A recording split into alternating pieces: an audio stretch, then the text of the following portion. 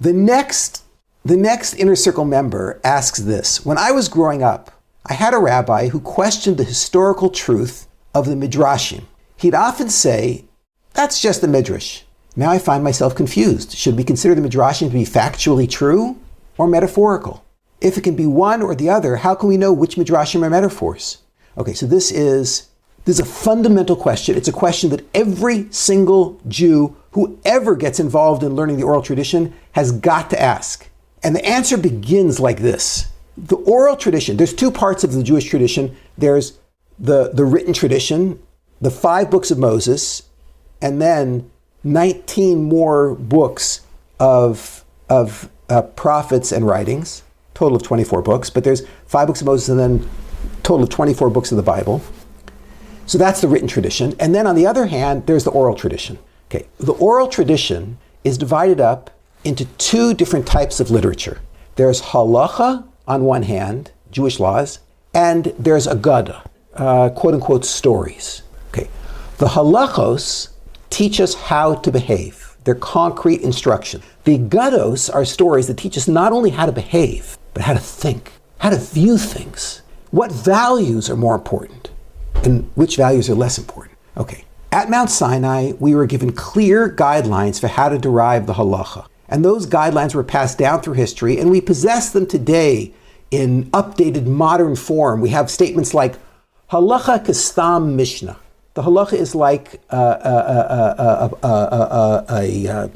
a single opinion in a mishnah. Or halacha kebasrai, the halacha is always like the final authority. Or halacha kebeis hillel, in a machlokas beis hillel and beis shammai, we always rule like beis hillel. Or kol hechet depligi rav u'shmuel halacha kerav bi'isurei u'shmuel bedine, levar mitlas.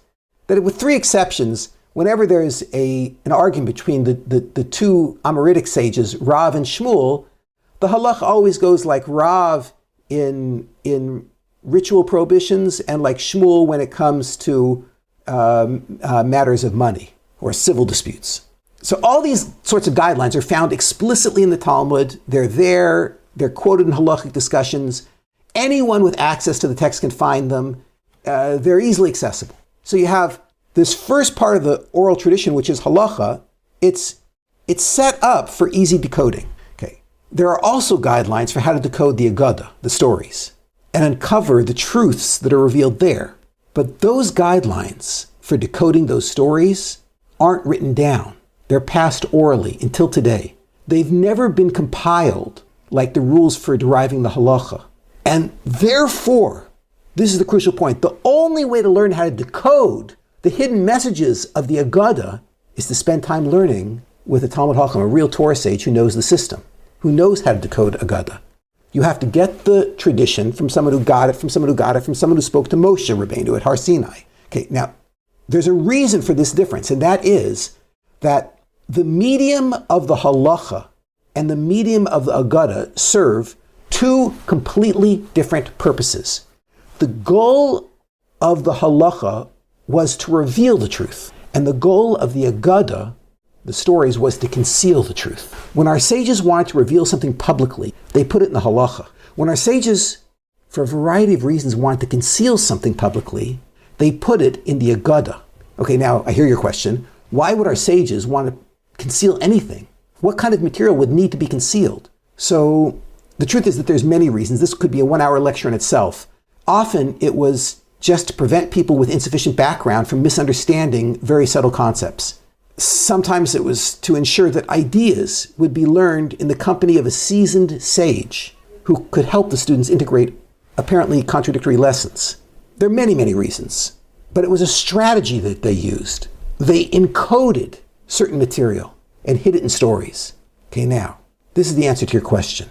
All agada, all of the stories, both in the Talmud and the Midrash, all of the agada is precisely accurate. But to understand what the sages intended, one has to know what the code words are and what the symbols mean. I'm going to give you one example that I was personally taught by my teacher. There's a Midrash in Bereshis Rabbah 10:6. It says, Am Rabbi Simon, Ein lecha kol esav ve'esav, she'ein lo mazel b'rakia, shemakeh oto. Every single blade of grass on earth has a mazel, I don't know how you translate mazel, a mazel up in the heavens that hits it, v'omer lo gdal, and says to it, grow. So Rav Wolbe explains that we are misunderstanding this passage if we think that hovering above every blade of grass is some white-winged, pink-cheeked angel armed with a hammer, banging on that blade of grass and crying out, grow!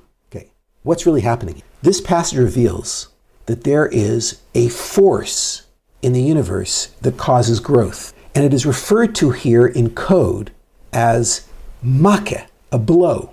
Rav Wolbe connects this passage with a verse in Zechariah. This is part of his decoding process. In Zechariah 11:7, the verse speaks about two different kinds of hammers. One that delivers painful blows, and another that is exquisitely pleasant. Depending on the period in history, the profile of the community, and the psychological state of the individual, we can use one or both of these hammers, the hammer of pain and the hammer of pleasantness. Okay, what is the hammer of pleasantness? What is that? It sounds like a contradiction in terms. So Rav Wolbe explains that encouragement is a hammer of pleasantness. It causes growth. So's a piece of chocolate, he said. When you give a piece of chocolate to a child, that's giving him a blow with a hammer. It causes growth. Even when circumstances make spanking counterproductive, we still have the hammer of pleasantness, and we can inspire tremendous growth just with it. It turns out every piece of a Agada, every Midrash, every story in the Talmud is literally true, but you must learn what the words and symbols mean. Only then can you read a Agada easily and accurately.